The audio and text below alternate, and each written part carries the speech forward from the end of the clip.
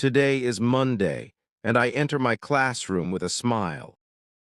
The air feels fresh. The sun shines through the window. I sit at my desk and arrange my books. My best friend, Mina, sits next to me. She says, "I think today will be special." I nod, I feel the same. Our teacher, Miss Priya, walks in. She smiles and greets us. Her smile is wide, and her eyes sparkle like always. "Good morning, class," she says. "Good morning, ma'am," we all reply. She picks up a piece of chalk and writes on the board. Essay writing assignment, 300 words. Everyone starts whispering. Some students look worried. Others look happy. I feel excited. I love writing. It's one of my favorite things to do. Miss Priya continues, "This essay will be part of your final grade. So take it seriously. Choose your favorite topic. Write with your heart." Miss Priya says, "I will check it tomorrow." She gives us a list of topics to choose from. I scan the paper quickly. There are many choices.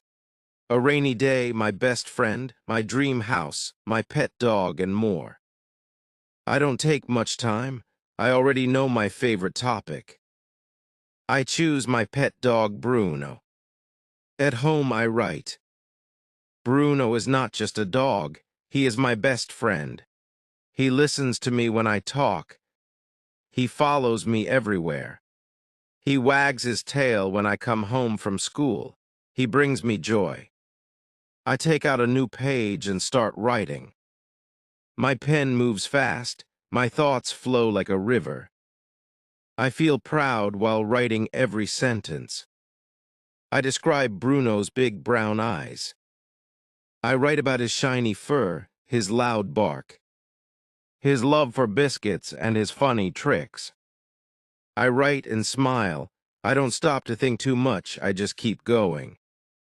I tell Bruno, "I wrote about you today." He barks and wags his tail.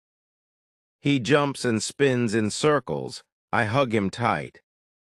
At night, I sleep with a big smile on my face. I dream about Bruno winning a medal for being the world's best pet. I walk to school with a spring in my step. Today is the day I submit my essay. I carry my notebook carefully, as if it is a treasure box. The pages are clean, and the words shine with my love for my dog, Bruno. I reach the classroom before the bell rings. My heart beats faster as I sit at my desk. I open my notebook one more time to admire my work. "This is going to impress everyone," I whisper to myself. My friends arrive. They ask, "Lusy, did you finish your essay?" I nod proudly and say, "Yes, I've been reading it again and again." Mina also looks excited. She whispers, "I wrote about my grandma's house. I hope ma'am likes it. I think I'll get full marks this time." I tell them with a wide smile. They cheer for me. One of them pats my back and says, "Good job, Lusy. You're always so prepared."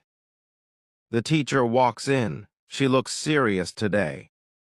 She says, "Everyone, please take out your notebooks.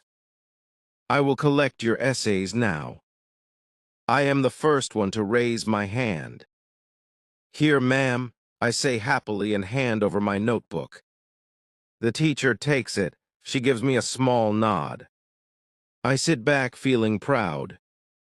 I imagine her reading my essay and saying to the class, "This is what good writing looks like." As she moves from desk to desk, collecting the notebooks, I start dreaming. I picture myself standing at the front of the class, reading my essay aloud while everyone listens. My teacher claps. My friends smile. I feel like a star in my own movie. My friend Myra leans toward me. "What if the teacher finds mistakes?" she whispers. I shake my head. There are no mistakes. I've checked it 3 times. While the teacher is checking the notebooks, I keep watching her face. I try to guess her thoughts. She smiles at some papers. She frowns at others. When she opens mine, I hold my breath. She reads the first page. She turns it slowly. She doesn't frown, but she also doesn't smile. She makes a small note with her red pen. I can't see what she writes. I whisper to Myra, she's reading mine now. Is she smiling? Myra asks. No, not yet. After checking all the essays, the teacher puts the notebooks on her desk. She looks up at the class and says, "You all tried very well, but many of you forgot the basics." I sit up straight. Basics, I repeat softly. Yes, she continues. Some of you forgot to use capital letters for names, places, and beginning of sentences. That makes your writing weak, even if the story is strong. She picks up a notebook and holds it up. This essay has a lot of heart. She says, but the grammar needs more attention. I recognize my notebook. The pink sticker with Bruno's paw print is on the cover. My heart sinks. It's okay, I tell myself. She didn't say it was bad. She just wants it to be better. The teacher opens the notebook and reads a line from my essay aloud. My dog Bruno loves to jump and play in the park. She pauses, see this sentence. It should start with a capital, and Bruno should be capitalized too. Every name deserves a capital letter. My friends glance at me. They know it's my essay. I smile a little, trying to look brave. The teacher is not angry. She smiles and says, "This writer has done a wonderful job. I want her to rewrite the S with correct punctuation and grammar. Then it will be perfect." I keep smiling. My notebook is already in the teacher's hand, and I wait to get it back. My hands feel cold, but my smile stays. She starts calling out names. One by one, my classmates go up to collect their notebooks. Some are happy, some are not. A few whisper to each other. The room becomes noisy. I sit on my bench and tap my fingers on the desk. The teacher finally says, "Lusy." My heart jumps. I stand up quickly, walk to her desk, and take my notebook. I still wear a small smile. I flip open the pages without waiting. Then it happens. I freeze, I do not blink. I stop breathing for a second. There it is, a big red 0 on the first page of my essay. My eyes go wide. I stare at the number. I blink once, twice. Maybe I am seeing it wrong. I rub my eyes and look again, but it is still there. A giant red 0, as if someone is shouting, "You failed." I walk slowly back to my seat. My hands shake a little.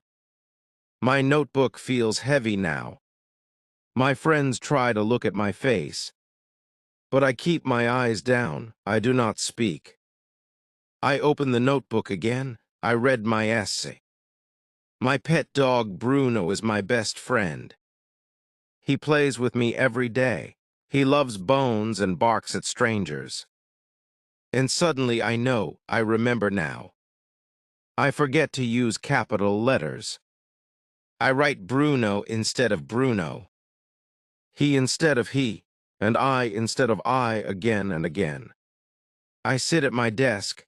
My notebook lies open in front of me. The big red 0 still looks sharp and angry on the page. But just below the 0, something else catches my eye. It is a note. A short note, written in bold red ink. I read it slowly. Great story, but no capital letters. Every sentence must begin with a capital. Names too, learn the rules. I read the sentence again, and then one more time. My heart sinks. The words are clear. My teacher doesn't say the story is bad. She says it is good. She writes great story, but still gives 0. Why? Because I don't follow the rules. I touch the red ink with my finger. It is dry, but it still feels fresh in my mind. My cheeks turn warm. My ears feel hot. I look around the room. Are people watching me? Are they whispering about me? I lower my head. I want to disappear. How can I forget something so simple? Capital letters. I learned this in the 1st grade. Always begin your sentence with a capital letter. My teachers repeat this again and again. I even teach it to my younger cousin. But in this essay, I forget. I get excited about the story.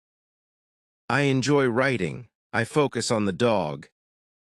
The fun, the feelings, but I forget the basics. I close my notebook and hold it close to my chest. I do not want anyone else to see that red 0. I do not want anyone to read that red note. I feel embarrassed. I think maybe the teacher is too strict. Then I think again, no, maybe I need to be more careful. I now realize that good writing is not just about big ideas. It is also about small things. Punctuation, spelling, grammar, capital letters. They matter. Without them, the message looks messy. Even the best story loses its shine. I walk home slowly. As I walk, I think about the red note. It doesn't feel like a punishment now.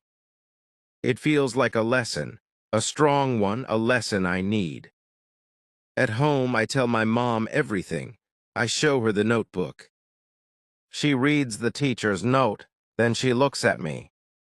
You write a beautiful story. She says, but your teacher is right. Rules help your writing stand tall, like bones in the body. I laugh, so grammar is like bones.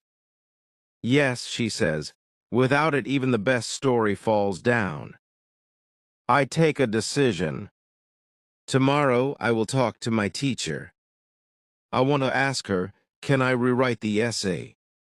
Maybe she says no, or maybe she says yes. But I want to try. That night I sit at my study table. I open a new notebook. I write grammar rules at the top of the page. When to use capital letters, big letters. At the beginning of a sentence. The first letter of the first word in a sentence is always capital. Example: she is my friend. She is my friend. The word I for yourself. The pronoun I is always capital, no matter where it is in the sentence. Example: my brother and I are playing. My brother and I are playing. Names of people, places, and things, proper nouns. People's names: Sarah, Ahmed, John. Places: London, India, Nile River. Special things: Eiffel Tower, Facebook. Example: we went to Paris to see the Eiffel Tower. Days, months, and holidays. Days: Monday, Friday. Months: January, September. Holidays: Christmas, Eid, Diwali. Example: my birthday is in July. Titles of people. Use capital letters for titles before names. Mr., Mrs., Doctor, President. Example: I saw Dr. Smith today. President Obama visited. Titles of books, movies, and songs. Capitalize the main words in titles, not and the unless they start the title. Example: The Lion King, Harry Potter and the Goblet of Fire. The first word in a quote. If you are writing what someone said, capitalize the first word inside the quotation marks. Example, she said, let's go to the park.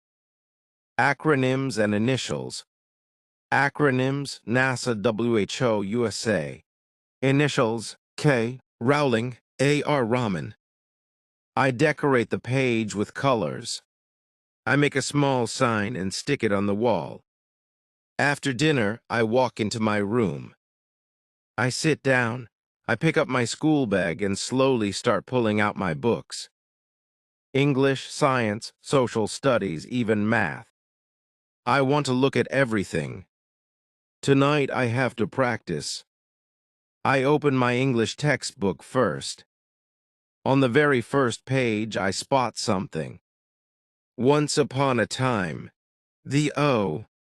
In once is big, it is capital, I smile. I read the next sentence. Again, the first letter is capital. Then the name of the character, Ravi, is also capital.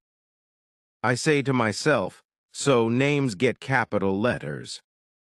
And every new sentence starts with a capital too. Now I open my science book. I read a paragraph about animals. Tigers live in the jungle. They are strong animals. India has many tigers. I pause, tigers capital T at the beginning of the first sentence. The capital T because it starts a new sentence. Then India, a name of a country, also capital. I whisper, so countries also need capital letters. I keep turning pages. I keep reading. I keep hunting. I see. Monday, July, Mr. Sharma, New Delhi, Diwali. Each of them has a capital letter. The more I look, the more I find. It's like magic. It's like the books are filled with secret signs that I never noticed before. I open my old homework notebook. I flip to a random page. My eyes scan the lines quickly. I went to the zoo on Sunday with my friend Tina. I frowned. No capitale. No capital Sunday. No capital Tina. That's my handwriting. That's my sentence. Now I understand why my teacher keeps circling these words in red.